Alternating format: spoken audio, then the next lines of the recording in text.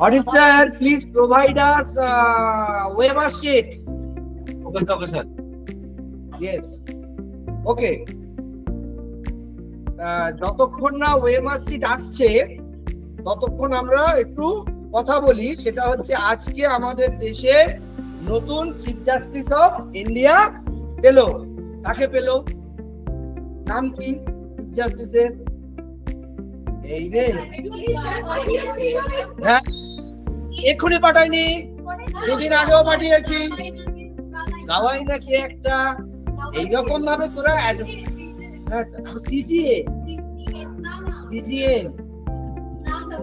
তোদের লজ্জা করে না যে আজকে নতুন একজন চিফ জাস্টিস অফ ইন্ডিয়া দেশে পেল? তার ডিটেলস আমি এক সপ্তাহ আগে তোদের শেয়ার করে রেখেছি, এক সপ্তাহ আগে দিয়েছি, আমি দেখিয়ে দেবো। এক সপ্তাহ আগে দেওয়া আছে কে হচ্ছে না হচ্ছে। এবারে আচ্ছা যাই হোক, আমরা বলে দিই তাহলে আমাদের নতুন চিফ জাস্টিস অফ ইন্ডিয়া কে? বল দীপেন্দু, বল। লোপামুদ্রা বল, কেউ বলতে পারবি না, বল। আচ্ছা, গাবাই বলে কিছু হয় না, গাবাই টাইটেলে 1000 জন লোক থাকতে পারে। তাহলে আমাদের দেশে আগে কি বললাম, আমাদের চিফ জাস্টিস অফ ইন্ডিয়ার নামটা চিফ জাস্টিস অফ ইন্ডিয়া কততম বলেছিলাম ক্লাসে? কততম বলেছিলাম? 52, 52তম সিজিআই। নামটা কি বলেছিলাম? না, 52 সিজিআই। ভূষণ রামকৃষ্ণ লিখে নে, রামকৃষ্ণ গবাই। ঠিক আছে, তাহলে আমাদের 52তম চিফ জাস্টিস অফ ইন্ডিয়া ভূষণ রামকৃষ্ণ গবাই, তাই তো? কি নাম হলো তাহলে চিফ জাস্টিস অফ ইন্ডিয়ার? কি নাম? ভূষণ রামকৃষ্ণ গবাই। কততম চিফ জাস্টিস অফ ইন্ডিয়া? 52। কি কি ওনার ফিচার বলে গেছিলাম? First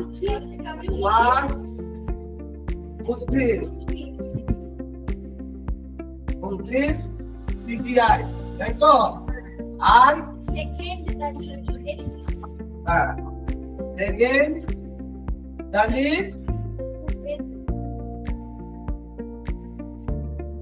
CGI. Second Dalit CGI. দলিত দেওয়া হয়েছে। আচ্ছা, ওটাকে আরো স্পেসিফিক করতে চাইলে ভালো হলো। এবারে ফার্স্ট সিজিআই এর নাম কি ছিল? দলিত ফার্স্ট সিজিআই বলে গেলাম একটু আগে। ফার্স্ট দলিত সিজিআই এর নাম কি ছিল? হ্যাঁ, ফার্স্ট তাহলে দলিত ফার্স্ট। হ্যাঁ, সেবা আছে তো। ফার্স্ট দলিত সিজিআই কে ছিল? First Dalit CJI K G. Balakrishnan. K G. Balakrishnan. আচ্ছা, এনার এনার বাবা বুদ্ধিস্ট ছিল কার সময়? আম্বেদকরের সঙ্গে। আর ইনি বোম্বে হাইকোর্টে প্র্যাকটিসরত ছিলেন, পাবলিক প্রসিকিউটর ছিলেন, এবং ইনিও সিভিল কোর্ট থেকে শুরু করেছেন ক্যারিয়ার ওদের মতো। হ্যাঁ, একটা ইউনিভার্সিটি চ্যান্সেলর ছিল। আর ওনার 1968 টেনিয়ারে উনি রিটায়ারমেন্ট করবেন। আগামী দিনে কি কি জাজমেন্ট করেন সেগুলো আমরা অ্যাজ এ সিজিআই দেখব। তাহলে ভূষণ রামকৃষ্ণ গবাই 52nd সিজিআই। আর ফার্স্ট এইটাই মেন এখানে রাখবেন যে first Buddhist CJI, second Dalit CGI, আর first Dalit CJI K G. Balakrishnan. এটাই হচ্ছে এইবারের সিজিআই এর মেন ফিচার। বোঝা গেছে? এইটুকু সবাই নোট করে রাখো। 52nd CJI Bhushan Ramkrishna Gavai, first Buddhist CJI, second Dalit CJI, first Dalit CJI কে ছিলেন? কে.জি.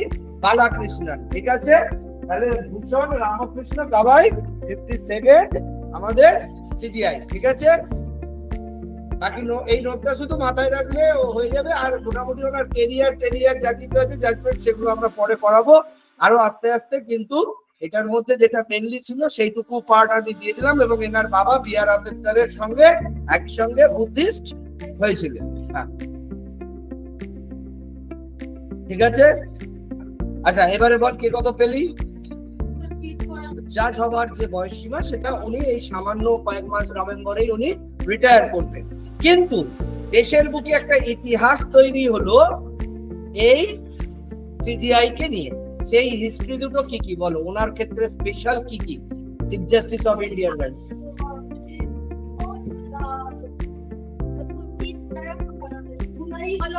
একদম বুদ্ধিস্ট ফার্স্ট, না first Buddhist CGI, but second SC Dalit CGI.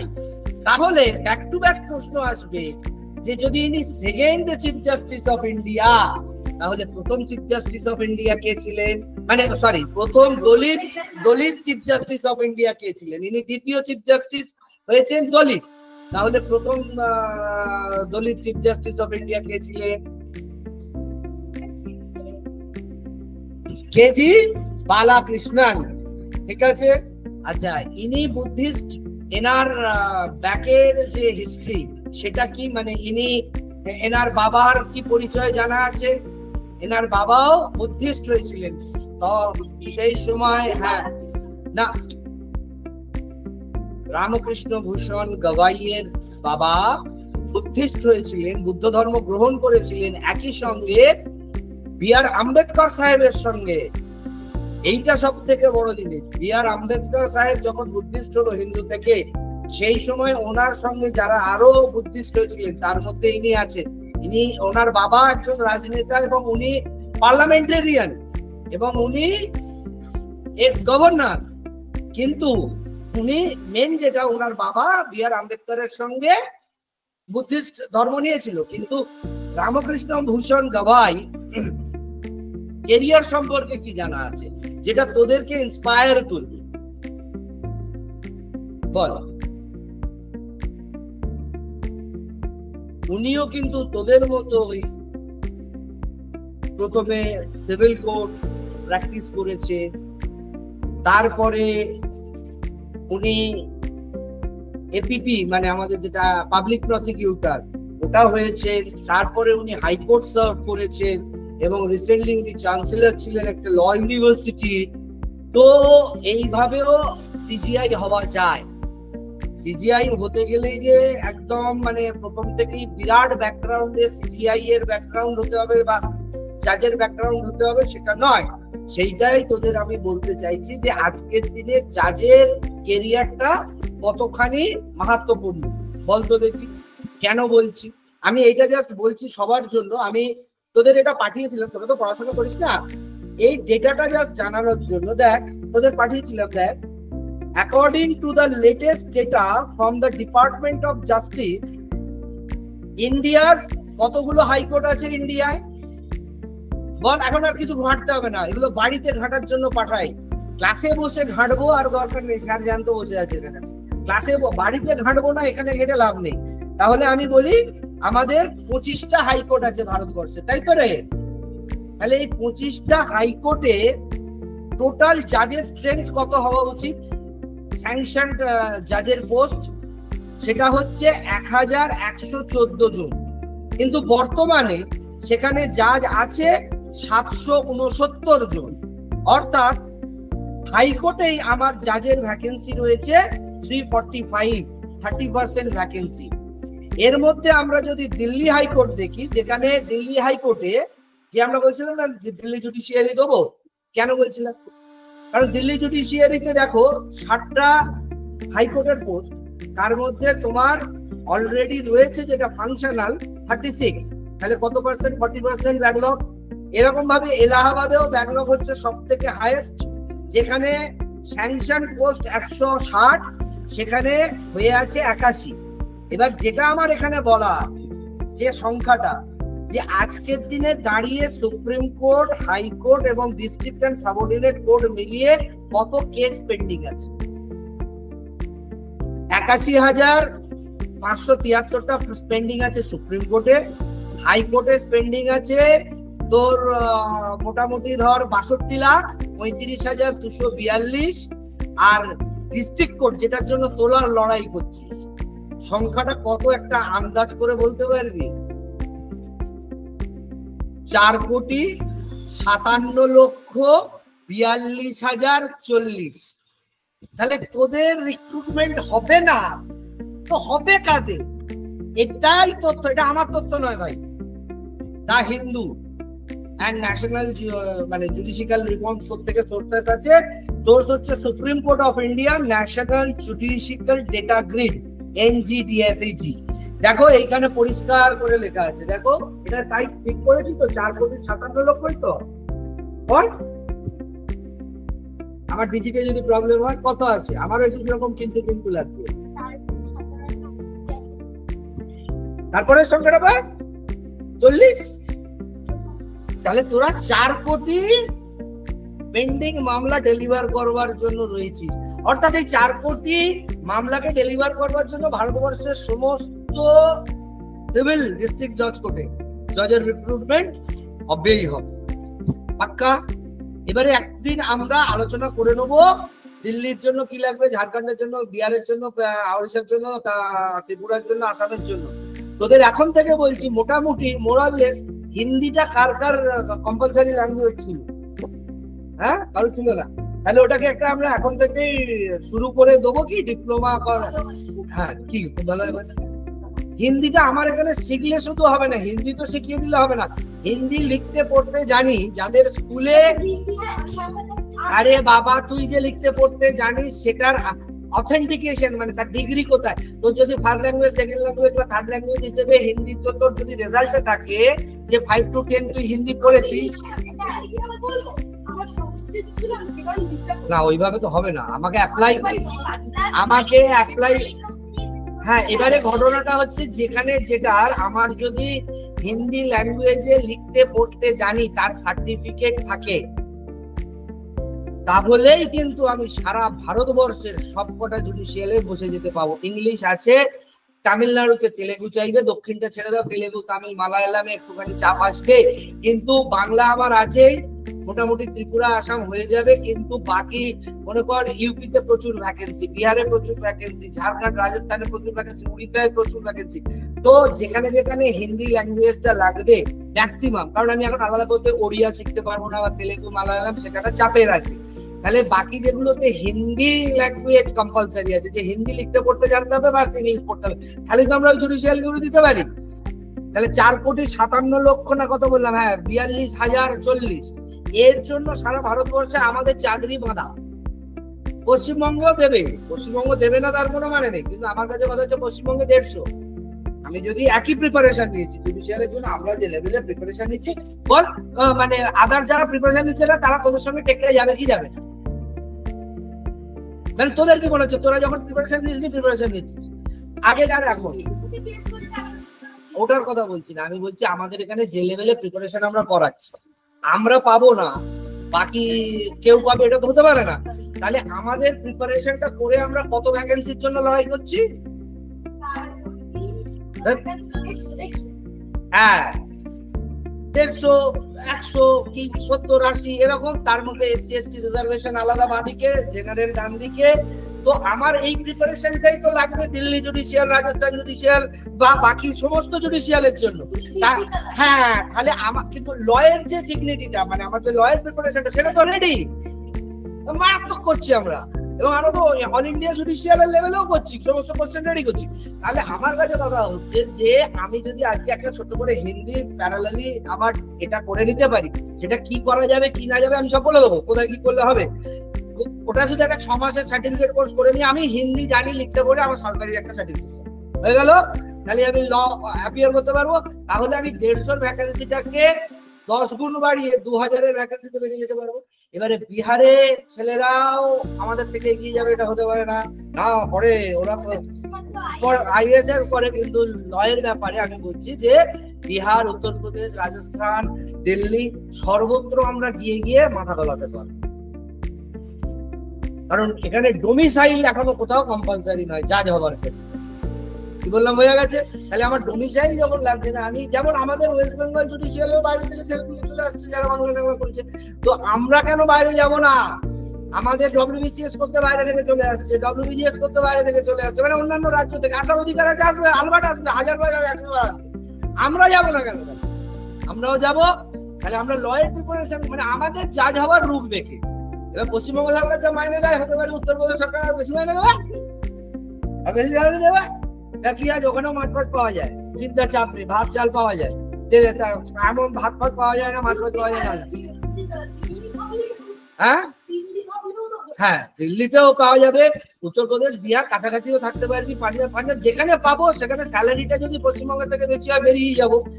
Paschimbanga পাবো তখন দেখবো পশ্চিমবঙ্গ জাজের পেয়ে গেছি, অন্য জায়গায়ও পেয়ে গেছি, মাইনে দেখবো কোথায় কি আছে, যেখানে বেশি মাইনে আছে সেটা বেরিয়ে যাবো। তাহলে আমরা এত খেটে প্রিপারেশন নিচ্ছি, সেটা 150 সিটে আটকে রাখবো কেন? যেমন একটা লোকের রেলের প্রিপারেশন নেয় 50,000 সিটে লড়ে, 5,000 সিটে লড়ে, বা একটা আইএস এর একটা বিশাল সিট। আমাদের জুডিশিয়াল পশ্চিমবঙ্গে অল্প সিট, তো শুধু আমরা পশ্চিমবঙ্গে সেই জন্য নিজেকে কনসেন্ট্রেট করবো না, এটা বলার জন্যই আমি আজকে এটা নিয়ে এলাম যে আমরা তাহলে সারা ভারতবর্ষে জুডিশিয়ালের জন্য রেডি হব এবং তার জন্য হিন্দি ডিগ্রিটা করে নেব। এবারে যেটা হচ্ছে সেটা হচ্ছে যে যারা এতেও আছিস তাদের বলছি, কোশ্চেন কালকে আমি ড্রপ করে দিয়েছি, আনসার কিও দিয়ে দিয়েছি। যদি তোরা চিটিং করে দেখে দেখে ভাবিস যে আনসার লিখে আমায় দিবি, আমার কোনো ক্ষতি হবে না। এগুলো পুরনো কোশ্চেন করা আছে, আমি সেটা এখন অ্যান্সার কি দিয়েও রেখেছি, কিন্তু আমি চাইবো আমরা কে কোথায় আছি সেটা ইভ্যালুয়েট করে নেবো, যে এই 200-250 কোশ্চেন যে স্যার দিল আমরা কটা করতে পারছি। 10টা পারলে 10টা পারবো, 5টা পারলে 5টা পারবো, বুঝে তো যাবো যে কত ধানে কত চাল, কোন জলেতে রয়েছি আমি। চিটিং করে ওই আমার উত্তর দেখে দেখে দিয়ে 100 পেয়ে তো কোনো লাভ নেই। অতএব আমার কথা হচ্ছে যে আমি যদি একই সঙ্গে সিআরপিসি আইপিসি এভিডেন্স কে পুরো ফিল আপ করতে যাই, আমরা এই আজকে যা টোটাল আমার কোশ্চেন সেট আছে বোধহয় 250 করে প্রায় 140, মানে প্রায় 450-500 সিট আছে। তাহলে আমরা যদি আজকে 450-500 কোশ্চেন অ্যান্সার করে দেখি যে 50 পেয়েছি, বাকি কোশ্চেনটা তোদের রয়ে গেল, পেয়ে গেলি, কিন্তু যেটা পেলি না তার মানে কি হলো, পড়তে পড়তে ওই জায়গাগুলো আবার বাড়িতে গিয়ে সিআরপিসি আইপিসি এবং এভিডেন্স দিয়েছি না সিপিসি দিয়েছি রে, আর একটা আইপিসিও তো হচ্ছে, সিপিসি এভিডেন্স, হ্যাঁ সিপিসি এভিডেন্স তো, হ্যাঁ সিআরপিসি হচ্ছে, সিআরপিসিও তো কালকে দেওয়া ছিল, সিআরপিসি সিপিসি এভিডেন্স দেওয়া ছিল। তাহলে আমরা সব কোশ্চেন গুলোকে নিয়ে এখন শুরু করবো আনসার করা, কিন্তু আনসার কি দেখবো না, বাই গড সেক, দেখলে নিজের পায়ে নিজে কুড়ুল মারবে, আমার কিছু করার নেই। আমি আনসার কি কেন দিয়ে রেখেছিলাম, যে আমি আবার পরে গুলিয়ে যাবো, একটার পর একটা না দিলে সব মিস ম্যাচ হয়ে যায়, এই জন্য ওর পরে দিয়ে রেখে দিয়েছি।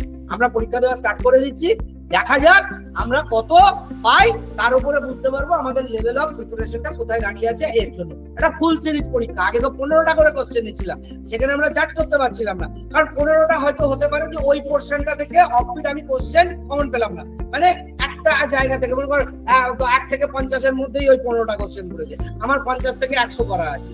তো আমার যদি এখানে যেগুলো করেছে একদম পুরো হোল টু হোল গেছে, বল। হ্যাঁ না, মানে কোথার কথা বলছিস? না নেগেটিভ মার্ক কিন্তু করবি না, আমি তো বারবার বলছি গ্যাজাখুড়ি মানে ওই ওপরকে ডেকে উত্তর করার কোনো দরকার নেই, কনফার্ম টু কনফার্ম, তবেই তো বুঝতে পারবো রে বস আমার কোথায়, আমি কত ধানে কত ডুব জলে মাছ আছি। আমি দেখে উত্তর করব, আন্দাজে করবো, ওটা কোনো ভ্যালুয়েশন নেই। টোটাল সিপিসি এভিডেন্স আর এরিয়া দিয়েছি, যেগুলো দিয়েছি এখন এটা পুরো দেওয়া আছে, দেখি না এর মধ্যে কত তুলতে পারি। তবে তো তোরা তো বললি সেদিন, তোরা তো বললি যে তোদের নাকি সিপিসি আইপিসি সিআরপিসি ছাতু হয়ে গেছে, এগুলো ছাতু হয়ে গেছে বললি তো।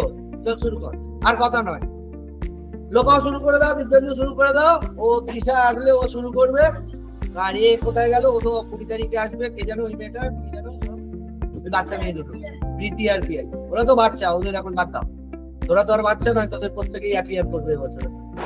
আর এই মেয়েটা নতুন, বল স্যার বলছি 3টে কোশ্চেন যে দেওয়া আছে তার মধ্যে যে কোনো একটা করব?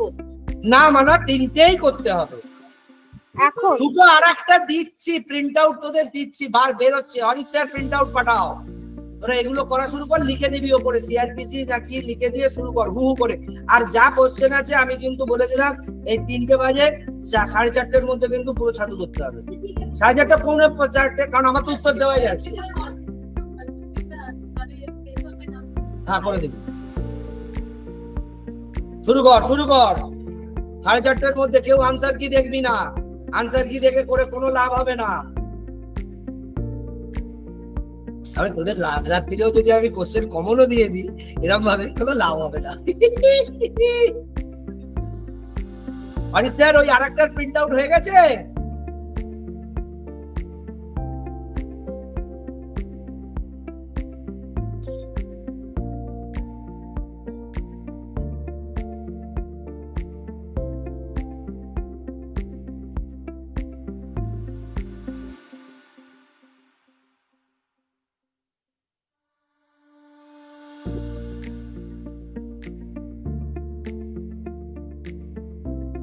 এরকম ভাবে তোদের আমি সব দিয়ে দেবো, মানে মানে এত কোশ্চেন করাবো যে কোনো আনকমনের জায়গা যাবে না। এখনো আমার সব রেডি আছে। বলছি আরেকটা সেট হয়ে গেছে? আচ্ছা হয়ে গেলে পাঠিয়ে দেবে। ওরা বলছে আগে ওটাই দেবো, ওটাতেই নাম্বার তুলতে পারবো, এইগুলোতে পারবো না। মানে অজুহাত পর্যাপ্ত এরা, জানো।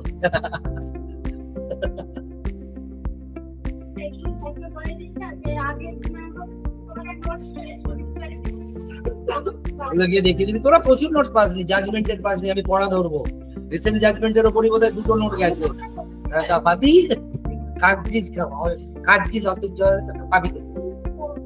কাঁদলে আমি কি করবো? ও কি করবে?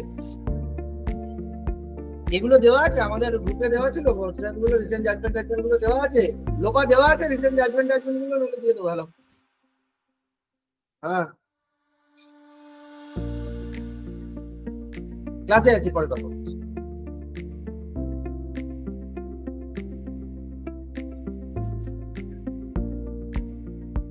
রিসেন্ট জাজমেন্ট গুলো আমি ধরবো, কিন্তু 42 পাতার একটা রিসেন্ট জাজমেন্ট দেওয়া আছে, আর একটা রিসেন্ট জাজমেন্ট দেওয়া আছে, এসএর দেওয়া আছে।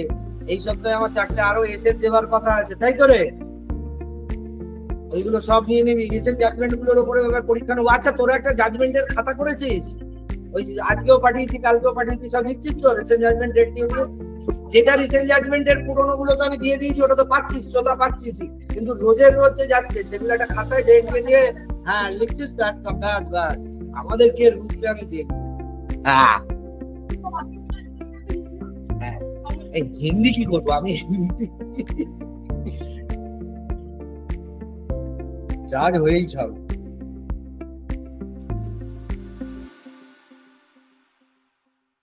আমি কি যেতে পারি?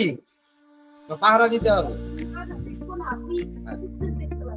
হ্যাঁ চুগলি করবি মানে চিটিং করবি না? আমি একটু যাচ্ছি, মানে এখানে হেলা দিতে পারবি তো, রকম থাকতে হয় না।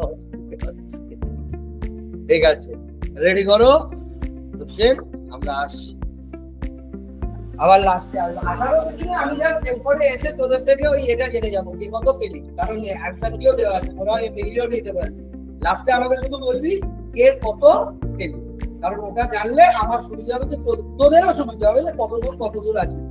আর সিরিয়াসলি দেওয়ার চেষ্টা কর পরীক্ষাটা, চেষ্টা কর হাইয়েস্ট মার্কস এই করার জন্য, ঠিক আছে?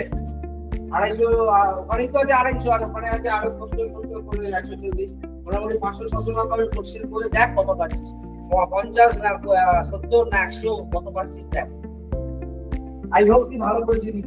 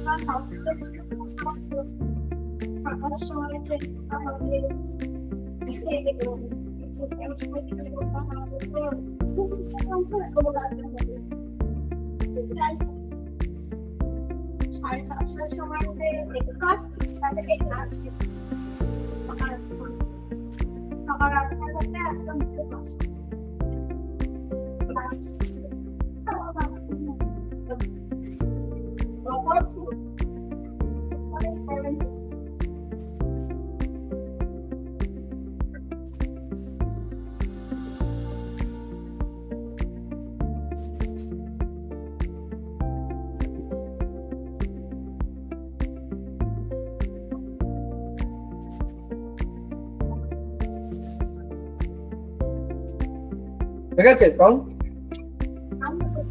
কমপ্লিট হয়েছে, সবগুলো কমপ্লিট হয়েছে। তাহলে যেটা হয়নি সেটা সাইড করে দে সবাই, যার যেটা হয়নি সেটা আগে থেকে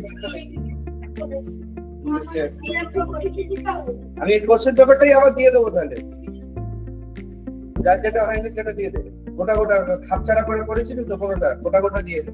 এটা তাহলে যার যেটা বাকি থাকলে আগে তো অ্যান্সার কি ওখানে দেওয়া আছে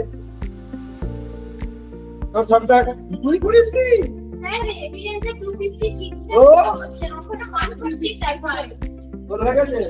আমি সিআরটিসি পুরো করে দিই আর এভিডেন্সটা করছিলাম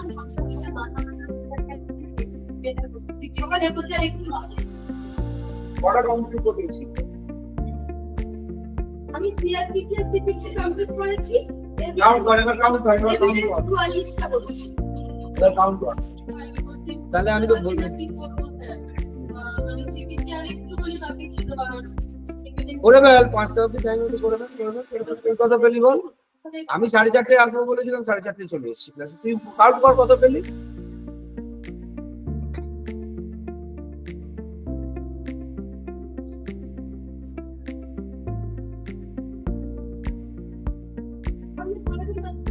কি বলবো বল, কি অ্যান্সার কি বলো, অ্যান্সার কি বলতে হবে বল, কোনটা বলবো? আমি তো তোদের থেকেও বলবো। হ্যাঁ, সিআইপিসি সিপিসি সবার হয়েছে, কোনটা কমন কোনটা আছে? আচ্ছা, তাহলে তুই সিআরপিসি করেছিস তুইও? আচ্ছা, ও সিআরপিসি তুই করেছিস, তুইও সিআরপিসি করেছিস, তাহলে এভিডেন্স করেছিস। এভিডেন্স কেউ করিস কি আর কেউ করিস নি? আমি চল এভিডেন্সটা কমন আছে, এভিডেন্সটা বলি।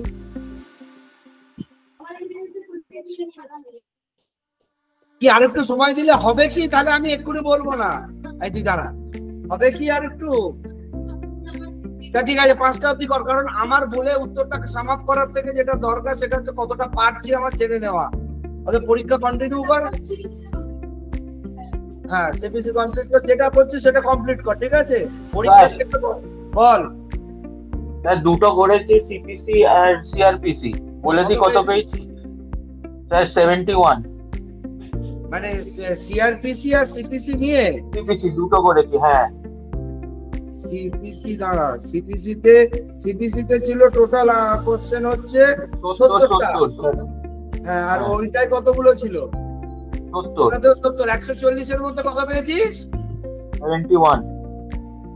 140 এর মধ্যে 71, মানে একেবারে 50-50 সৎভাবে দিয়েছিস তো? হ্যাঁ স্যার। মানে আমি তোর জায়গা থেকে বলতে পারি ঠিক আছে, বাট এটাকে আমাদের তুলে নিয়ে যাওয়া কতই উচিত ছিল দিব্যেন্দু বল? কত হলে আমরা খুশি হতাম বা কত হওয়া উচিত ছিল? মোটামুটি স্যার ওই 90-100। 110 থেকে 120 হলে আমরা খুব স্যাটিসফাইড হতাম, কারণ 140 এর মধ্যে 120 হলে আমরা মোটামুটি বলতে পারতাম যে 80-90% এর কাছে চলে গেছি। এখন সবে দুটো বেয়ার অ্যাক্টের উপর তুই পরীক্ষা দিয়েছিস, তাই তো? অতএব এখানে যদি তুই আরেকটু মনে কর আরো 5টা এরকম একসঙ্গে দিয়ে দিই, তখন আরো দেখবি ওটা নামবে, কারণ তুই এভিডেন্স কে ইলোপ করে চলে গেলি। তো সেই জায়গায় যখন দুটো দিয়েছিস, আমার তো আশা থাকবে যে মনে কর 70-এ 50-50, 100 তুই বলছিস, আমি বলবো 60-60, 120 হওয়া সম্ভব? হ্যাঁ স্যার, চেষ্টা করব। চেষ্টা করো। কোশ্চেন কি সোজা ছিল না কঠিন ছিল? মোটামুটি ছিল। আর একটু কঠিন করা যেতে পারে তাহলে? স্যার আপনি জানেন পরীক্ষাতে কিরকম আসবে, আপনি সেরকম সেই অনুযায়ী করুন। না, পরীক্ষাতেও 3 রকমের লেয়ারের কোশ্চেন থাকে। একটা হচ্ছে মোটামুটি দেখ, যদি বিদ্রোহ হয়ে যাবে, যে কোনো পরীক্ষায় যদি সব একদম কঠিন কোশ্চেন দেয় তাহলে বিদ্রোহ হয়ে যাবে। অতএব ওখানে করা থাকে যে মনে কর 1 লাখ 1.5 লাখ ছেলে পারবে 30-40 তুলতে, সেই রকম কোশ্চেন করা থাকে যে 30-40 তুলবে, তাহলে সবাই শান্ত যে পেরেছিলাম, বাকিটা পারিনি। কিন্তু একদম পারিনি, চাপ হয়ে যাবে। 30-40 অব্দি তোলার জন্য একটা কোশ্চেন থাকে সবার, তারপরে একটা থাকে 50-60 অব্দি তোলার, তারপরে ওই 10-20% তোলার জন্য যে কোশ্চেনটা হয় ওখানটাই সিলেকশন হয়, আর ওরাই সিলেক্টেড হয়। ব্যাপারটা কি বললাম বোঝাতে পারছি তোকে? বোঝাতে পারছি তোদের? হ্যাঁ, বুঝতে পারছিস দিব্যেন্দু কি বলতে চাইছি আমি? তুই 40 পেলেই তুই খুশি, তোর মতন মনে কর আরো 1.5 লাখ ছেলে পরীক্ষা দিচ্ছে, তারাও খুশি, কিন্তু ওটা হচ্ছে খুশি করার জন্যই খুশি। ওখান থেকে কেউ সিলেক্টেড হবে না। 40 পেলি 50 পেলি কেউ সিলেক্টেড হবে না। 50-এর পরে একটু ডিফিকাল্ট লেভেলে যাবে, 60-70, ওখানে কিছু ছেলে মেয়ে সিলেক্টেড হবার জায়গায় থাকবে যারা SC ST রিজার্ভেশনে থাকবে। কিন্তু তারপরে তোরা জেনারেল ক্যাটাগরিতে যখন যাবি, ওই কোশ্চেনটাই 80 তুলতে না পারলে কিন্তু তোরা সিলেকশন ক্যাটাগরিতে আসবি না। অতএব 80-র নিচে কিন্তু ভাববি না, এবং 80টা তোলার জন্য 20টা কোশ্চেন বা 10টা কোশ্চেন হেভি টাফ লেভেলে থাকবে। আমি পরের লেয়ারে একটা কোশ্চেন করাবো এই একই জিনিসের উপর, কাকে টাফ কোশ্চেন বলে দেখবি। মানে কোশ্চেন পড়ে বুঝে কোশ্চেনে আনসার পেন ডাউন করতে, মানে তোর কি বলতো, ক্যাটের পরীক্ষা দিয়েছিস কোনোদিন? না, তোরা কেন ক্যাটের পরীক্ষা দিবি? ক্যাটের পরীক্ষায় কি হয় বলতো, মানে 4টে অপশনই রাইট, কিন্তু ক্লোজেস্ট ওয়ান। এখানে যেমন অপশন গুলো আছে একেবারে 4টে আলাদা আলাদা, মানে হলে একটাই রাইট হবে, বাকিগুলো তার সাথে ধারে ধারে কাছাকাছি নেই। কিন্তু যেটা আমরা আসল জাজমেন্ট করব, সেখানে হচ্ছে 4টে উত্তরই সঠিক, কিন্তু সঠিকতম কোনটা, বোঝাতে পারলাম? বুঝতে পারছিস কি বলছি দিব্যেন্দু? তাহলে ওই সঠিকতম কোশ্চেন আনসারটাকে রাইট করার ক্যাপাসিটিটাও অর্জন করতে হবে। অর্থাৎ আমরা রাইটটা বুঝতে পারছি, কিন্তু 4টেই রাইট, তার মধ্যে কোনটা সবচেয়ে রাইট লজিক্যালি বা লিগ্যাল পার্সপেক্টিভ থেকে, সেইটাও খুঁজে বার করার যেটা লেভেল, সেটাকে আমি বলছি হার্ডার লেভেল। সেই লেভেলেরও কোশ্চেন কিছু করব এখন নাকি না, সেটাই জিজ্ঞেস করছি। তার কিছু বলে না, দুষ্টু ছেলে। ঠিক আছে, আমি করবো, তুই না বললেও করবো। তুই ক্লাসে আসবি না আজকে? থিওরি ক্লাস করতেও আসবি না? স্যার অনলাইনে আছি স্যার। এখনো থানায় বসে আছিস? না না, চলে এসেছি ভাই। বাবা জানে পরপর 2 দিন গাপ মারলি ক্লাসে? স্যার গাপ কোথায় মেরেছি স্যার, ক্লাস তো অ্যাটেন্ড করছি। না, এরকম ভাবে ক্লাস অ্যাটেন্ড করার কথা তো ছিল না বন্ধু। এরকম ভাবে ক্লাস অ্যাটেন্ড করার কথা ছিল কি? তুই কি এরকম ভাবে চালিয়ে যাবি নাকি বন্ধু? না না, আসবো। আচ্ছা, ঠিক আছে। ঠিক আছে, তুই তাহলে রেস্ট নে, তোর তো 71 হয়ে গেছে, পারলে এসে এভিডেন্সটা কর, আর নইলে ছেড়ে দে, ওটা আবার পরের দিন হবে। আর এদেরটা হয়ে যাক, তারপরে ক্লাস শুরু হয়ে যাবে, এরা পরীক্ষাটা দিক। লোপা, তোর কি খবর রে? স্যার সিআরপিসি আর সিপিসি করেছি। সিআরপিসি তে 26 হয়েছে, সিপিসি তে 31 হয়েছে। মানে ওই 70-70 করে যেটা ছিল দুটো, তাই তো? হ্যাঁ। তারপরে টোটাল তুইও পেয়েছিস কত? 26 and 31। 41 31 26 আর 31 মানে ওই 57, তাই তো? হ্যাঁ। 57, 140 এর মধ্যে 57। আর দিব্যেন্দু কত পেয়েছে বললাম রে? 51 না? হ্যাঁ, 51। হ্যাঁ, কত? 71 পেয়েছিস না? হ্যাঁ, হ্যাঁ হ্যাঁ হ্যাঁ, ও 71 পেয়েছে আর তুই পেলি 57। তোর লোপা কিন্তু অনেকটা ব্যাকলগ হয়ে গেছে, তোরটা বড্ড বাজে হয়ে গেছে। কেন বাজে হলো বাবা এতটা এই লোপা? জানি না স্যার। জানি না মানে বেয়ার অ্যাক্ট কি, বেয়ার অ্যাক্টের বাইরে থেকে কিছু প্রশ্ন আমি করেছিলাম? না, মনে হয় আমার এখনো মানে শার্পনেস আসতে আরেকটু টাইম লাগবে। ভালো করে পড়ো, ভালো করে পড়ো, ভালো করে বেয়ার অ্যাক্ট গুলো থেতো করো।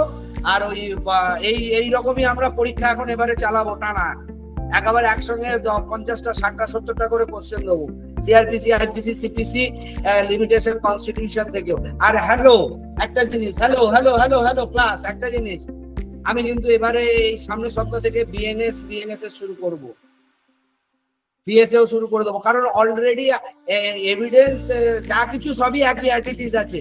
অতএব তোমরা কিন্তু এবারে বিএনএস পিএসএ রেডি করো। আমি বিএনএস পিএসএরও পরীক্ষা ঢুকিয়ে দেবো একই সঙ্গে, সিআরপিসি বিএনএস সব একসঙ্গে যাবে, বুঝতে পেরেছো? মানে আমি চাইছিলাম প্রিলিমের জন্য আর অপেক্ষা করতে, কারণ প্রিলিমের জন্য আমি শুধু বেয়ার অ্যাক্ট করলেই হয়ে যাবে, বোঝাতে পারছি? যদি কোনো ডাউট থাকে সব রকমই ক্লাস চলছে, ক্লাসে বুঝে নিতে পারবে। বাকি আমি পরীক্ষাটা নিয়ে জানতে চাইছি যে তোমাদের বেয়ার একটা কত সরগর হচ্ছে, ঠিক আছে? বেয়ার এক পড়া শুরু করে দাও, ঠিক আছে? আর নেক্সট উইকে কিন্তু ডেসক্রিপটিভ কোশ্চেন আনসার লেখানো হবে ক্লাসে, কথা বলাই আছে, তাই তো? রেডি হয়ে গেছে ওই ডেসক্রিপটিভ কোশ্চেন গুলো? কোনো সোর্স লাগলে বলবি, যদি কোনো নোট লাগে বলবি, যদি কোনো কোশ্চেন করতে মনে হচ্ছে মুশকিল আছে আমাকে বলবি, আমি পাঠিয়ে দেবো, আমার কাছে প্রচুর নোটস আছে। আর তোদের কোনটা লাগবে সেই জন্য আমি এক গাদা দিয়ে দিই, তোরা ঘাবড়ে যাবি বলে। কনস্টিটিউশনের অনেকগুলো নোট তোদের আমি আলাদা করে করবো, ইস্যু করবো, সবেরই দেবো আলাদা করে। আমি এখন চাইছি তোদের লেভেল থেকে কি জিনিসটা আসে আগে এক্সট্রাক্ট কর, রিসার্চ কর। এসে গুলো রেডি হয়ে গেছে, 4টে এসে যে দিয়েছিলাম তোর হয়ে গেছে সব, তো 4টে এসে তোর হয়েছে রে এসে গুলো? তুই কিন্তু ফাঁকি মারছিস, ফাঁকি মারা বন্ধ কর। ঠিক আছে কর তাহলে, 5টা পর্যন্ত ম্যাডাম এসে যাবে, আমাকে শুধু নাম্বারটা বলে দিবি, ঠিক আছে? আর তাহলে নেক্সট দিনে এসে ওখানে সব প্রশ্ন রইলে আমি রেখে দিচ্ছি, যার যেটা আছে সেটা নিয়ে আবার পরের দিন পরীক্ষা দিতে বসে যাবি। পরের দিন মানে কি কালকেই দিয়ে দে না নাকি? কালকেই দিয়ে দে, কালকে তো ক্লাস আছেই, কালকে আমারই তো ক্লাস আছে বলতে, কালকে তো তোদের পড়ে আনার কথা ছিল সবগুলো। কালকে আগের ক্লাসে বলে গেছিলাম যে 4টে এসে প্লাস সমস্ত ওই যেগুলো, হ্যাঁ সব করে আনার কথা ছিল। ও দিব্যেন্দু তো বড় বড় ডায়লগ মেরে গেছিল, এটাও নেক্সট উইক দেখিয়ে দেবো, তোদেরও হয়নি। আমাকে তো দেখা কি করছি, কালকে দেখাবি। কোন 4টে এসে? আমি তো একটা জানি। আরে এআই গুলো, হ্যাঁ আরে স্পেশাল যে আমি কনস্টিটিউশনের অ্যাক্ট গুলো দিলাম, হিন্দু অ্যাক্ট দিলাম, আর কিসের দিলাম, সিআরপিসি আইপিসি দিয়ে দিলাম, তো ইম্পর্টেন্ট অ্যাক্ট গুলো। হ্যাঁ ডট কন্ট্রাক্ট, হ্যাঁ প্রচুর দিয়েছি তো, সবই তো দিয়ে দিয়েছি। তার চার্ট কোথায়? কি বাবা তোরা মানে পুরো ফাটাবো। হ্যাঁ 70 44 আর 34 মানে 70 আর 77, এই 4 7 হ্যাঁ 81, হ্যাঁ 44 আর 34, 44 আর 34, ও 3 আর 4 77। আচ্ছা তাহলে দিব্যেন্দুকে হারিয়ে দিয়েছিস, বাহ দিব্যেন্দু তুই হেরো, তোর থেকে লাবণী বেশি পেয়েছে, লাবণী 77 পেয়েছে। স্যার সবই তো জিত আপনারই হচ্ছে। কি ডায়লগ দিল, মানে সব জিতই তো আপনার হচ্ছে স্যার, মানে কি পাওয়ার লাভলি কি আর এটা ফুটি খাও, কি ডায়লগ দিতে শিখেছি বুঝলি, বলো অ্যাটেন্ডেন্স। হ্যাঁ হেভি ডায়লগ মার খাই দিয়েছে পুরো প্রতিটা, হয় না স্যার ওই নামটা বল, ঠিক সরি ডিলিট, হ্যাঁ করে দে। দিব্যেন্দু প্রেজেন্ট, লোপামুদ্রা প্রেজেন্ট, আর রিসা বলছে আসছি, অন দা ওয়ে প্রেজেন্ট, সব প্রেজেন্ট করে দে। এই কালকে তাহলে তোরা এসে ওই পরীক্ষাটা দিয়ে দে, কমপ্লিট করে দে, ঠিক আছে? হ্যাঁ, এবার যার যেটা বাকি আছে, হ্যাঁ সব আছে, নিয়ে নিবি, ওখান থেকে দিয়ে দিবি। আর কালকে তাহলে আমরা এ নিয়ে একটু আলোচনা করব, কি কিছু ব্যাক ইয়ারের কোশ্চেন লেখাবো কি আরো, নাকি ওই কোশ্চেন গুলো এখনো রেডি হয়নি? তাহলে কিছু কোশ্চেন আমি দিয়ে দিতাম, আর সঙ্গে ওগুলোর নোটস দিয়ে দিতাম। আচ্ছা, রিসেন্ট জাজমেন্ট গুলো নিয়ে কি কালকে পড়া ধরা হবে, যেগুলো আমি দিয়েছি মেটেরিয়ালে? আমি কি শুধু পড়িয়েই যাবো, পড়া ধরবো না কিছু? বল। ইয়েস স্যার, ধরুন জাজমেন্ট গুলো। তুই তাহলে রিসেন্ট জাজমেন্টটা পেয়ে গেছিস তো, সব রিসেন্ট জাজমেন্ট গুলো? হ্যাঁ, মানে যেগুলো আপনি টেলিগ্রাম গ্রুপে পাঠিয়েছেন ওগুলো আছে। না, একটা পিডিএফ গেছে রিসেন্ট জাজমেন্ট। কোথায় পাঠিয়েছেন স্যার? গ্রুপে পাঠাইনি, দেখে দিচ্ছি, দাঁড়া আমি পাঠিয়ে দিচ্ছি আজকে সবগুলো, সব আমি আজকে সব ড্রপ করে দেবো। ওই রিসেন্ট জাজমেন্ট গুলোর পড়াবে, কারণ আমি শুধু পড়িয়ে যাবো, পড়া দেখি না হবে না। রিসেন্ট জাজমেন্ট গুলো পড়াবে, আর কালকে আমি দিচ্ছি লিগাল।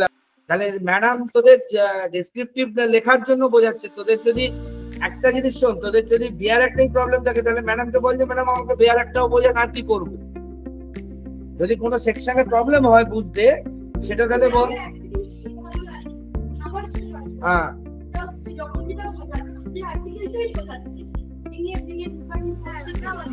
হ্যাঁ, আচ্ছা, থিওরিতে বিএনএসএস এর এ ধরে বসে আছে তো, একদম সেকশন ধরে। কারণ ওটা আমরা বলেছি, যেহেতু বিএনএসএস বিএনএস বিএসএ টা নতুন, তোদের কারোর কলেজে ছিল না, একই জিনিস এদিক ওদিক হয়েছে, তবু একবার ঝালাই করাচ্ছি যেহেতু নতুন বলে। কিন্তু ওটারও ডেসক্রিপটিভ কোশ্চেন লিখতে হবে, সবকিছু লিখতে হবে, ক্রিটিক্যাল লিখতে হবে। কিন্তু কনস্টিটিউশন থেকে তোদের মেন পেপার ম্যাডাম ডিল করছে, তোদের তিনটে মেন পেপার, সেটা হচ্ছে কনস্টিটিউশন, লিমিটেশন, হিন্দু। অতএব ওইখানটা বল যে ঠিকঠাক ডেসক্রিপটিভ লেখার জন্য ঠিকঠাক আছে কিনা।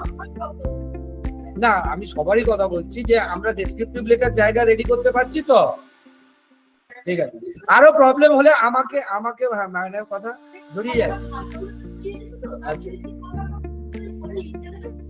আচ্ছা আচ্ছা, ঠিক আছে, তারপরে তো আমি আছি, চাপ নেই। কিন্তু তোরা আমাদের হেল্প করছিস না, মানে আমাকে হেল্প করছিস না। এই হেল্প তোরা এত যে পড়া দিচ্ছিস, সেই পড়াটা ঠিকঠাক করে টাইমলি নামাচ্ছিস না, যার জন্য পড়া কিন্তু ব্যাকলগ তৈরি হচ্ছে প্রচুর প্রচুর। এরপরে তো আমি ডেসক্রিপটিভের কোশ্চেন ফেলবো যখন, তো পাগল হয়ে যাবে। ফেলবো ফেলবো করে ফেলছি না, ফেলে দিলে আজকে আমি ফেলে দিতে পারি 70-80টা কোশ্চেন।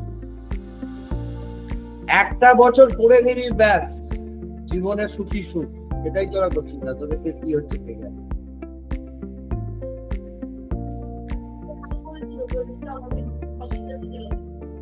তোদের হোস্টেল খুলে দেবো? কোথায় খুলবো?